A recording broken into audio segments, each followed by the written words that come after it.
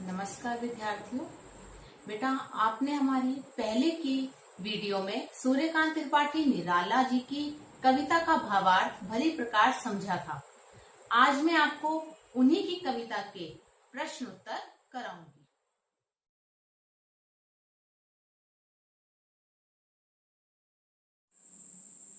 तो बेटा, उत्साह कविता में पहला प्रश्न है, कवि बादल से फुहार, रिमझिम या बरसने के स्थान पर गरजने के लिए कहता है क्यों?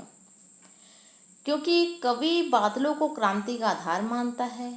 वह उससे पौरुष दिखाने की कामना करता है। पौरुष अर्थात वह क्षमता, वह शक्ति जो दूसरों के दुखों को दूर करे। इसलिए वह बादलों को गरजने और बरसने के लिए बुलाता है, ना कि फुहार या रिमझिम के लिए। कवि यहाँ पे अपने दुखों को दूर करने के लिए बादलों से एक क्रांतिकारी शक्ति की अपेक्षा भी करता है। अगला क्वेश्चन है, कविता का शीर्षक उत्साह क्यों रखा गया? बेटा, इसका शीर्षक उत्साह इसलिए रखा गया क्योंकि यह बादलों के गरजने और उनके उमड़ घुमड़ कर आने से मेल खाता है। बादल गरज कर आते हैं, उत्साह के साथ भर कर आते हैं, इसलिए इस कविता का नाम उत्साह रखा गया। जब बादल उत्साह के साथ आते हैं तो वो धरती के ताप को, उसकी गर्मी को समाप्त कर देते हैं, हर लेते हैं। अगला प्रश्न है, कविता में बादल किन किन अर्थों की ओर संकेत करता है? उत्तर है, कविता में बादल 3 अर्थों की ओर संकेत करता है। पहला, जल बरसाने वाली शक्ति के रूप में। दूसरा, उत्साह और संघर्ष के भाव भरने वाले कवि के रूप में।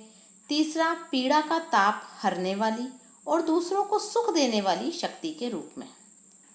अगला प्रश्न है, शब्दों का ऐसा प्रयोग जिससे कविता के किसी खास भाव या दृश्य में ध्वन्यात्मक प्रभाव पैदा हो, यह नाद सौंदर्य कहलाता है। हमें ये बताना है कि कविता में नाद सौंदर्य किन पंक्तियों में मौजूद है। तो पंक्तियां हैं, घेर घेर घोर गगन और ललित ललित काले घुंघराले बाल कल्पना कैसे पाले, जिनमें एक अलग ही ध्वन्यात्मकता उत्पन्न हो रही है। अगला प्रश्न है, अट नहीं रही है कविता से। छायावाद की एक खास विशेषता है अंतर्मन के भावों का बाहर की दुनिया से सामंजस्य बिठाना। छायावाद की यह एक अलग विशेषता मानी जाती है कि जो हमारे मन के भाव हैं उन्हें हम दूसरी दुनिया में, बाहर की दुनिया में भी देखते हैं और उनके साथ सामंजस्य बिठाते हैं, उनके साथ मेल कराते हैं, संतुलन बिठाते हैं। तो यह कविता की किन पंक्तियों में धारणा हमें दिखती है? आंसर है, आभा फागुन की तन सट नहीं रही है। यहाँ पर फागुन की शोभा के साथ साथ लोगों के मन में भी उमंग है। और इसके साथ साथ एक और है, कहीं सांस लेते हो घर घर भर देते हो, उड़ने को नभ में तो पर पर कर देते हो। यहाँ पर फागुन को मानव के समान माना गया है, दोनों समान हो गए हैं। अगला प्रश्न है, कवि की आंख फागुन की सुंदरता से क्यों नहीं हट रही है? फागुन का महीना अत्यंत मोहक होता है, मस्त होता है, शोभाशाली होता है। यहाँ उस महीने का रूप सौंदर्य बताया गया है कि रंग बिरंगे फूलों, पत्तों और हवाओं में प्रकट होता है। इतना सुहावना मौसम होता है कि कवि उस पर से आंख हटा ही नहीं पा रहा। उसका मन कर रहा है कि मैं बस बिना पलक झपकाए बस इस मौसम को देखता रहूं और इसका आनंद उठाता रहूं। अगला प्रश्न है कि प्रकृति की व्यापकता का वर्णन किन रूपों में किया गया है?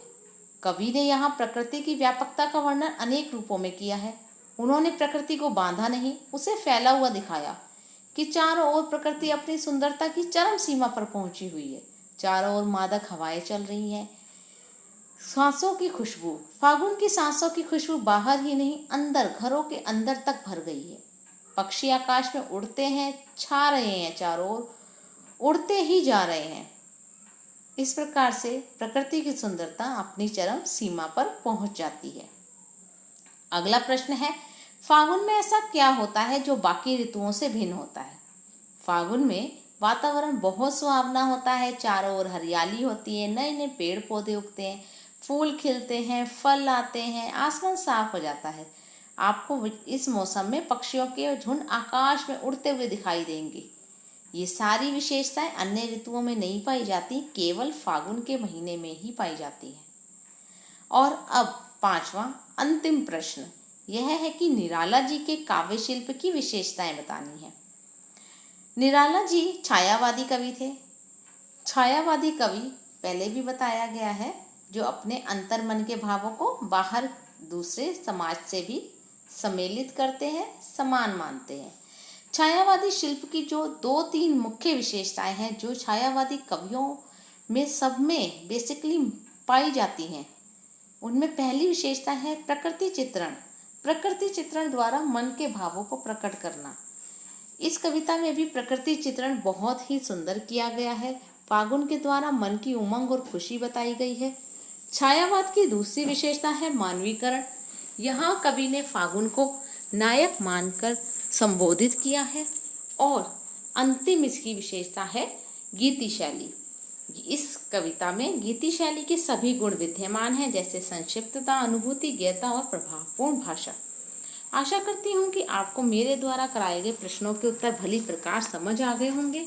और आपको अगर हमारी वीडियो अच्छी लगे तो प्लीज़ उसको लाइक करना ना भूलें, और अपने जो भी सुझाव हैं हमारे लिए बहुत ही कीमती हैं, वह अवश्य ही दें। इसी के साथ धन्यवाद।